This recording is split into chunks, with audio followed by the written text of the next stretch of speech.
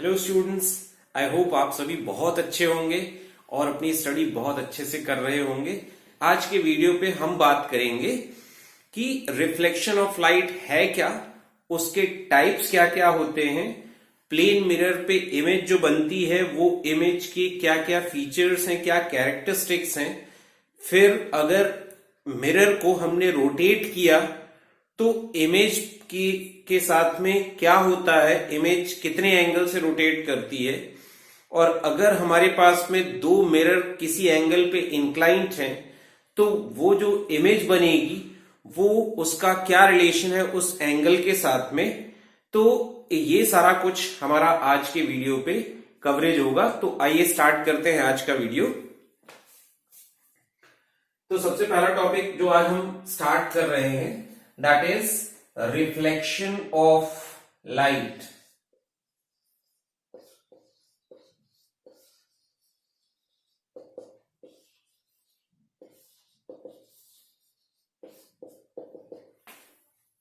तो reflection of light को अगर हम डिफाइन करने चले तो रिफ्लेक्शन ऑफ लाइट जैसा आपने देखा होगा कि अगर हम एक बॉल को ले लें और किसी वॉल पे हिट करें तो बॉल क्या करता है, उस वॉल को, दीवार को हिट करने के बाद में वापस आता है, बाउंस बैक करता है।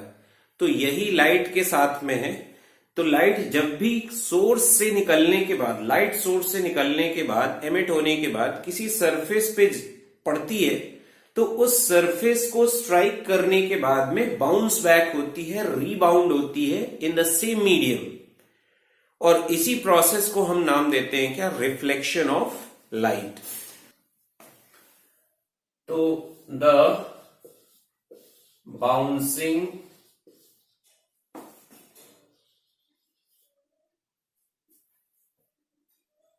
Back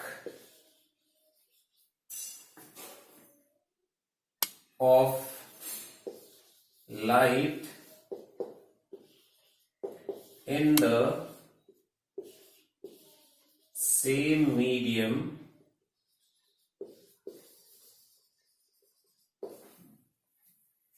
after striking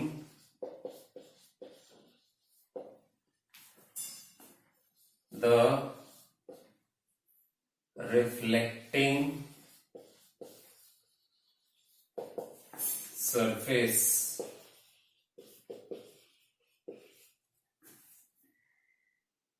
is called reflection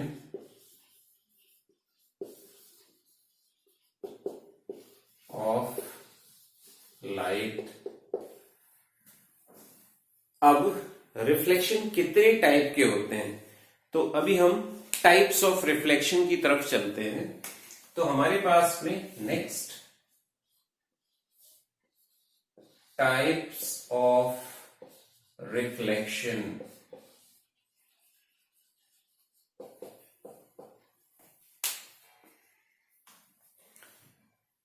so types of reflection पे हमारे पास में दो टाइप के मेनली रिफ्लेक्शंस हैं। एक हमारे पास में रेगुलर रिफ्लेक्शन है जिसको हम स्मूथ रिफ्लेक्शन भी कहते हैं, और एक हमारे पास में इररेगुलर है जिसको हम डिफ्यूज्ड रिफ्लेक्शन के नाम से भी जानते हैं। और ये रिफ्लेक्शन डिफ्यूज्ड और रेगुलर किस बेसिस पे डिसाइड होते हैं कि हमारा जो रिफ्लेक्टिंग सरफेस है वो सरफेस किस नेचर का है। अगर सरफेस स्मूथ हुआ, प्लेन हुआ, रेगुलर हुआ तो वहां से हमारे पास में जो रिफ्लेक्शंस अकर होंगे वो रेगुलर रिफ्लेक्शंस होंगे। और उस रिफ्लेक्शन की कैरेक्टरिस्टिक क्या है, फीचर क्या है कि रिफ्लेक्टेड रेज सेम डायरेक्शन पे होंगी। वहां पे जिस डायरेक्शन से, एक particular direction of incidence of light के लिए जो रिफ्लेक्टेड रेज होंगी वो सारी की सारी रेज एक ही डायरेक्शन पे रिफ्लेक्ट हो रही होंगी। वहां पे direction of reflected raise change नहीं होगा। अगर चेंज होता है जैसा कि इररेगुलर रिफ्लेक्टिंग सरफेसेस में होता है तो उस केस में हम उसको नाम देते हैं डिफ्यूज्ड या इररेगुलर रिफ्लेक्शन। सो फर्स्ट हमारे पास में है क्या, फर्स्ट टाइप हमारे पास में है regular or smooth reflection।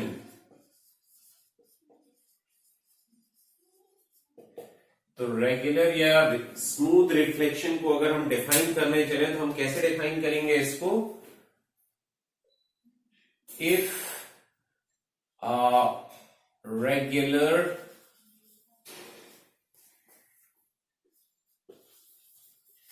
reflection is said to take place if all the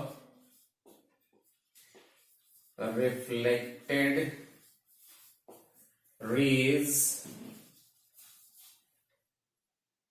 are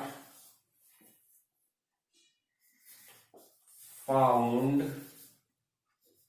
in the same direction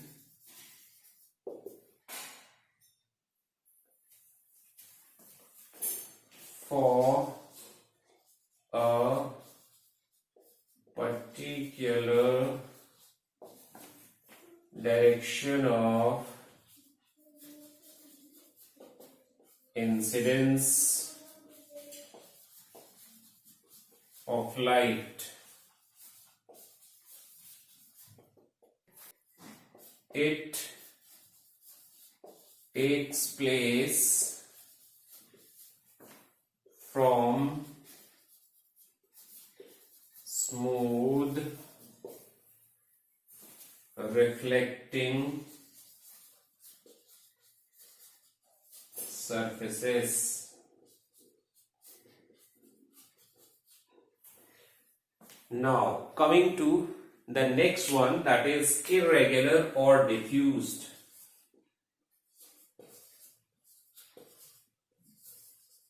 Irregular or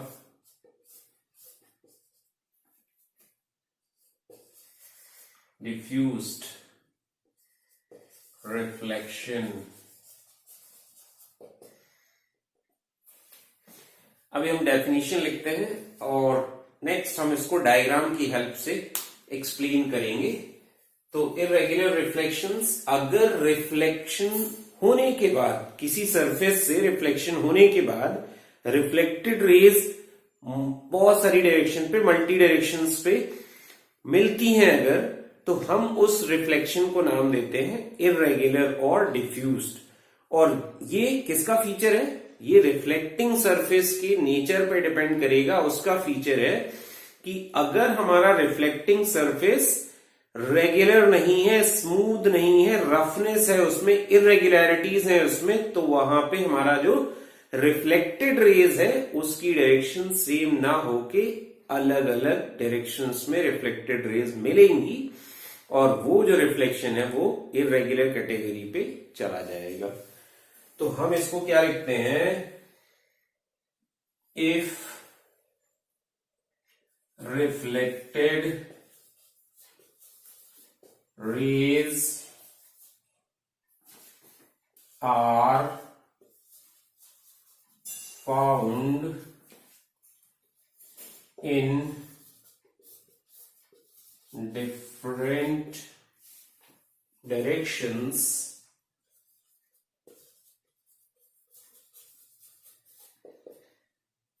for a particular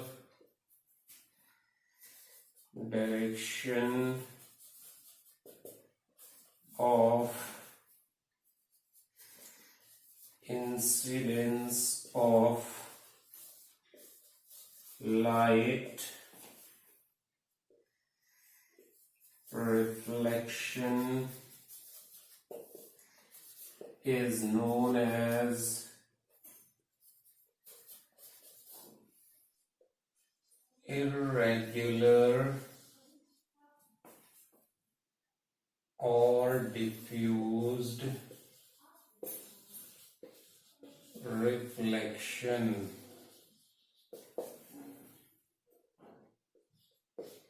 it takes place from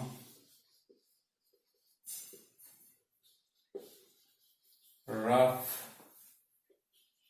reflecting surfaces। चलिए अब हम with the help of diagram समझने की कोशिश करते हैं कि regular और इरेगुलर क्या होगा। सपोज ये हमारा एक रिफ्लेक्टिंग सरफेस है और इस रिफ्लेक्टिंग सरफेस पे हमने ये इंसिडेंट रेज ले ली।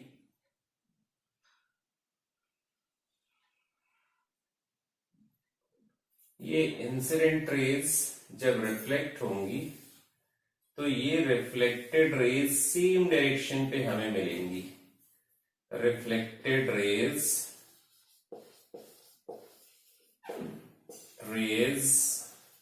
and these are incident rays। ये हो गया हमारा रेगुलर रिफ्लेक्शन।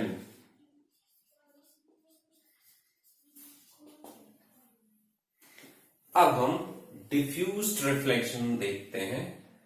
तो सपोज हमारे पास में जो रिफ्लेक्टिंग सरफेस है वो रिफ्लेक्टिंग सरफेस हमारे पास में कुछ इस तरह का है,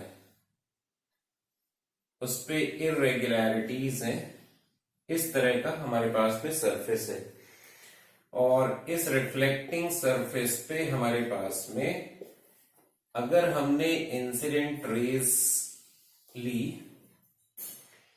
तो ये जो इंसिडेंट रेज है ये इंसिडेंट रेज का जो रिफ्लेक्शन है वो रिफ्लेक्शन हमारे पास में सेम डायरेक्शन नहीं होगा, वो हमारे पास में डिफरेंट डायरेक्शन होगी।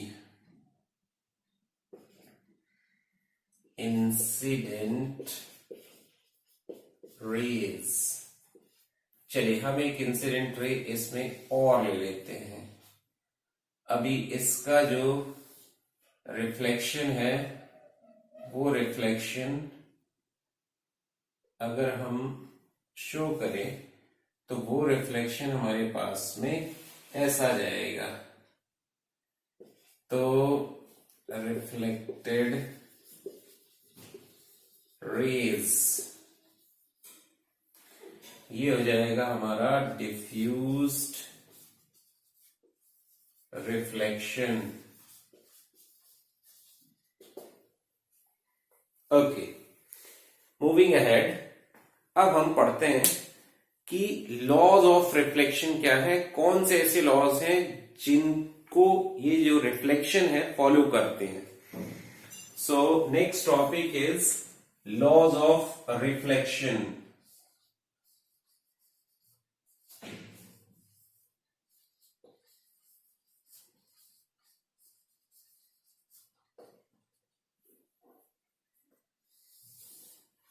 लॉज ऑफ रिफ्लेक्शन, तो सबसे पहला लॉ ये बोलता है कि जो इंसिडेंट रे है, रिफ्लेक्टेड रे है, रिफ्लेक्टिंग सरफेस के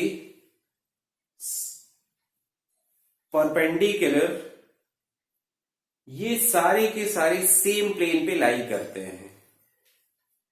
और सेकेंड लॉ हमारा ये बोलता है कि एंगल ऑफ इंसिडेंस, या यूं बोले कि ये जो इंसिडेंट रे है नॉर्मल के साथ में जिस एंगल पे इंक्लाइंट होगी सेम एंगल बनाती हुई रिफ्लेक्टेड रे नॉर्मल से रिफ्लेक्ट हो जाएगी फ्रॉम द रिफ्लेक्टिंग सरफेस। तो अगर हम फर्स्ट लॉ लिखें तो फर्स्ट लॉ हम क्या लिख सकते हैं, the incident ray, the reflected ray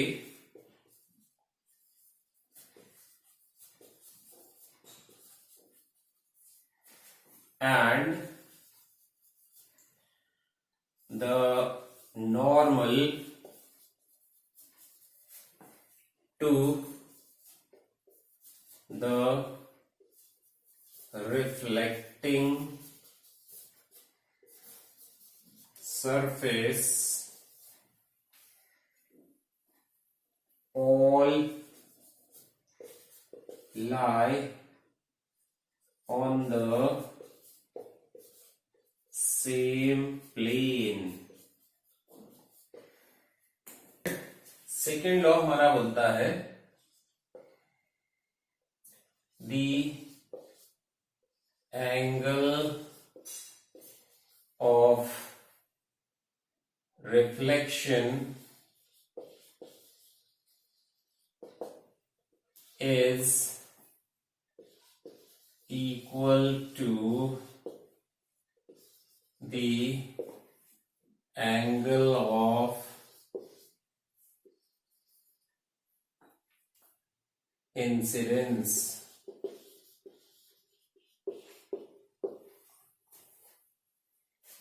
अभी सपोज ये हमारे पास में रिफ्लेक्टिंग सरफेस है, प्लेन मिरर ले लिया हमने, इस पे एक नॉर्मल हमने यहां पे ड्रॉप किया और ये हमने एक इंसिडेंट रे ले ली AO, तो ये हमारी रिफ्लेक्टेड रे होगी OB और ये हमारा नॉर्मल है OP।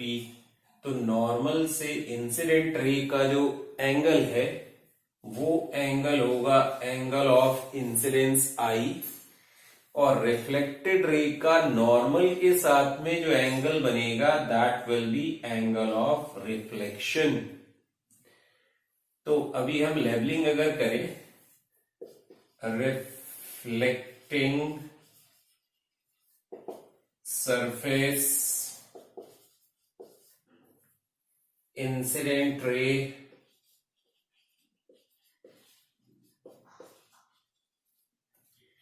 reflected ray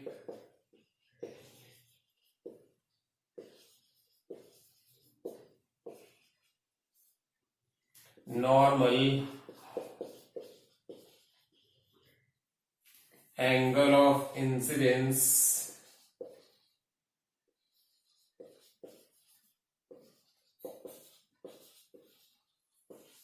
angle of reflection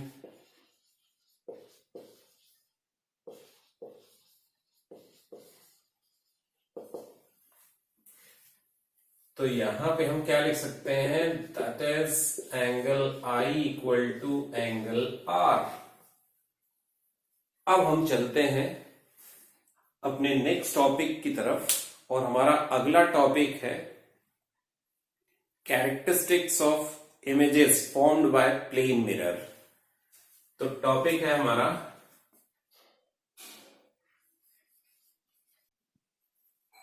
characteristics of images formed by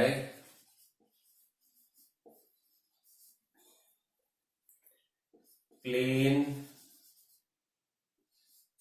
mirror।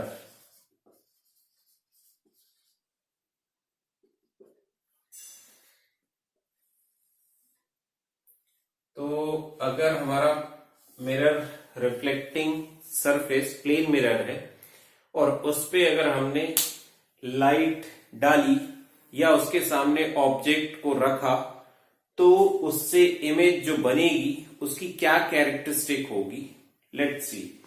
तो सबसे पहली बात कि हमारा जो ऑब्जेक्ट है उस प्लेन मिरर से जितनी डिस्टेंस पे रखा होगा उतनी ही डिस्टेंस पे बैक पे उसकी इमेज बनेगी। प्लेन मिरर पे आपने ऑब्जर्व किया होगा कि जो इमेज होती है वो इमेज कैसी होती है, सीधी दिखाई देती है। हम कभी अपनी इमेज प्लेन मिरर पे उल्टी नहीं देख सकते। उल्टी देखना है तो हमें खुद भी उल्टा होना पड़ेगा। तो कहने का मतलब कि जो इमेज है वो ऑब्जेक्ट जैसा होगा वैसी ही इमेज बनेगी। और सीधी अगर इमेज बनेगी तो वो उसका नेचर क्या होगा, वर्चुअल होगा। देन साइज, जिस साइज का ऑब्जेक्ट होगा उतनी ही साइज की इमेज बनेगी। अगली कैरेक्टरिस्टिक है कि ऑब्जेक्ट का लेफ्ट पोर्शन इमेज पे राइट दिखाई देगा और राइट लेफ्ट पे दिखाई देगा, मतलब इमेज लेटरली इन्वर्टेड होगी। तो ये कुछ कैरेक्टरिस्टिक्स हैं जो हमें मालूम होना चाहिए। चलिए तो हम इनको एक एक करके एनलिस्ट करते हैं। सबसे पहला कैरेक्टरिस्टिक अगर हम लिखें, the image is at the same distance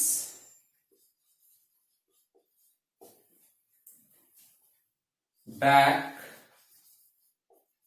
of the mirror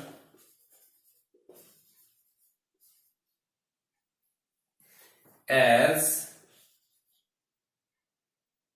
the object is taken in front of the mirror। मतलब जितनी डिस्टेंस पे आपने मिरर के सामने ऑब्जेक्ट लिया उतनी ही डिस्टेंस बैक पे उसकी इमेज फॉर्म होगी। Second, the size of the image formed is the same as that of the object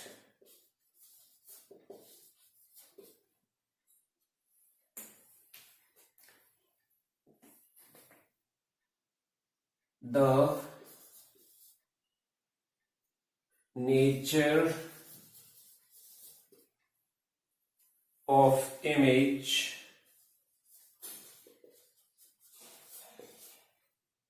is virtual and erect। Virtual और इरेक्ट सीधी बनेगी। Then third, the image is laterally inverted। laterally inverted, अभी जो lateral inversion है इसका एक बहुत practical application आपने देखा होगा कि जो रोड पे एम्बुलेंस दौड़ती है उस एम्बुलेंस पे जो लेटर्स हैं वो उल्टे लिखे होते हैं। उसका रीजन सिर्फ और सिर्फ लेटरल इन्वर्जन है। क्या होता है कि जब एम्बुलेंस जाती है और सपोज कि आगे कोई व्हीकल चल रहा है तो उस एम्बुलेंस को साइड लेने के लिए, क्योंकि एम्बुलेंस इमरजेंसी व्हीकल है, उसको जल्दी से जल्दी हॉस्पिटल तक पहुंचना है, पेशेंट लेके जा रही है, तो उस कंडीशन पे अगर सामने कोई व्हीकल है तो उसके रियर व्यू मिरर पे उसकी जो इमेज दिखाई देगी वो सीधी दिखाई देगी। इसलिए हम उस पे एम्बुलेंस पे लेटर्स को उल्टा लेटरली इन्वर्टेड लिखते हैं, लिखा जाता है, और इस तरीके से उस एम्बुलेंस को साइड मिल जाएगा और वो आगे निकल जाएगी ओवरटेक करके। तो नेक्स्ट टॉपिक हमारा जो है रोटेटिंग अ प्लेन मिरर।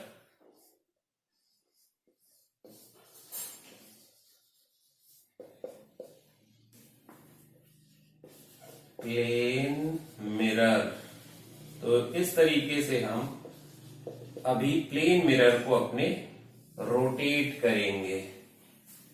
तो होता क्या है कि जब भी हमारे पास में प्लेन मिरर है और उस प्लेन मिरर पे अगर हमने कोई इंसिडेंट रे ली है तो नॉर्मल से वो जिस एंगल पे आएगी, सपोज इट इज थीटा, तो थीटा एंगल से ही रिफ्लेक्ट हो जाएगी। अब सपोज कि अगर हमने अपने मिरर को रोटेट किया से बाय फाई एंगल, ठीक, तो चलिए देखते हैं थोड़ा सा। अभी ये हमारा मिरर है और इस मिरर पे हमारे पास में ये नॉर्मल है और इस नॉर्मल पे हमने ये इंसिडेंट रे ले रखी है थीटा एंगल पे। तो जो रिफ्लेक्टेड रे होगी वो भी थीटा एंगल पे जाएगी, मतलब ऑन द होल ये कितना हो गया, 2 थीटा हो गया। अब 180 माइनस 2 थीटा है, इसको हम और क्लियर करें अगर, तो इस इंसिडेंट रे को हमने आगे बढ़ाया और हम इस एंगल की बात कर रहे हैं और ये एंगल हमारा कहलाएगा क्या, डेल, डेविएशन। मतलब ये जो रिफ्लेक्टेड रे है वो इंसिडेंट पाथ से कितने एंगल से डेविएट हुई है, ये हमारे पास में आ जाएगा 180 माइनस 2 थीटा। अब सपोज कि हम मिरर को रोटेट करते हैं बाय से phi angle. Now if mirror is rotated through phi angle, तो अब इस एक्शन का इफेक्ट क्या पड़ने वाला है, इसका इफेक्ट ये पड़ने वाला है कि हमारा जो इंसिडेंट रे है वो भी कितने एंगल से, थीटा प्लस फाई एंगल से रोटेट होगा और रिफ्लेक्टेड रे भी हमारा थीटा प्लस फाई एंगल से रोटेट होगा। The incident ray is rotated by theta plus phi and so is with the reflected ray.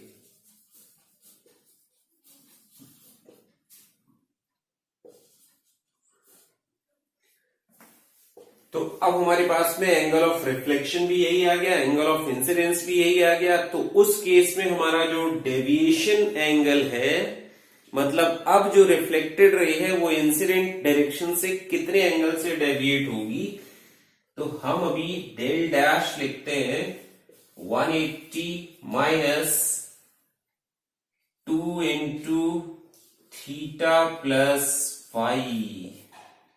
तो ये हमारे पास में क्लियर कट क्या मिल रहा है, 180 माइनस 2 थीटा माइनस 2 फाई। तो ये चीज तो हमारा अर्लियर वैल्यू है डेल का, माइनस 2 फाई। तो प्रीवियस एंगल मतलब जितने एंगल से आपका मिरर रोटेट हो रहा है उसके डबल एंगल से हमारा जो रिफ्लेक्टेड रे है वो रोटेट होगा। Hence the reflected ray is rotated by 2 phi angle.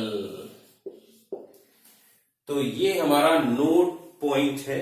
अगर हमारे पास में दो प्लेन मिरर है और दोनों प्लेन मिरर को हमने इंक्लाइंड एट सर्टेन एंगल रख दिया, तो अब मल्टीपल रिफ्लेक्शंस होंगे और मल्टीपल रिफ्लेक्शंस होने के साथ में मल्टीपल इमेजेस बनेंगी।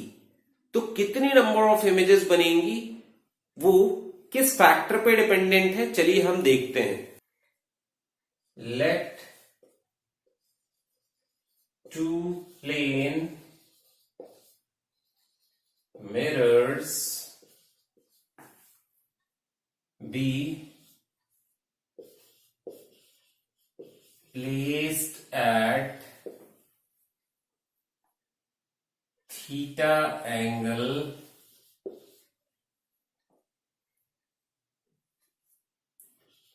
in between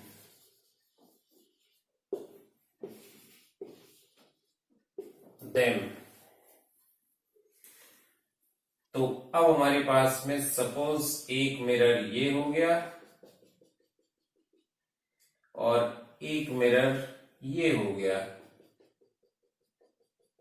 और ये है हमारे पास में एंगल थीटा। अब अगर इसके बीच में यहां पे कहीं पे हमने ऑब्जेक्ट रखा तो इस ऑब्जेक्ट की कितनी इमेज बनेंगी, तो उसके लिए हमें देखना पड़ेगा number of images, that is small n, is first n equal to 360 upon theta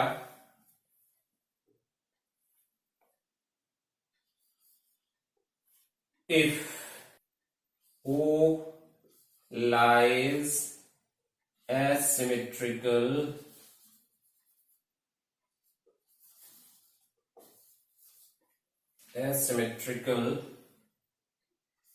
between mirrors। अब सेकेंड केस हो सकता है n equal to 360 upon theta minus 1 if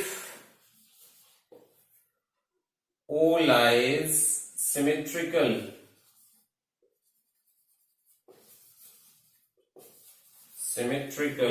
between the mirrors।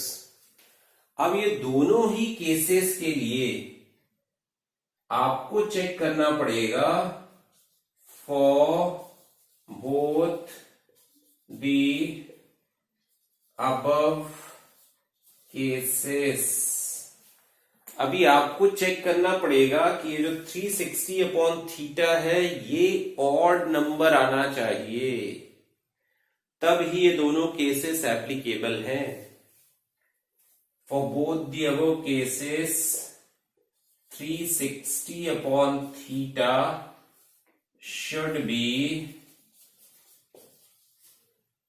an odd number।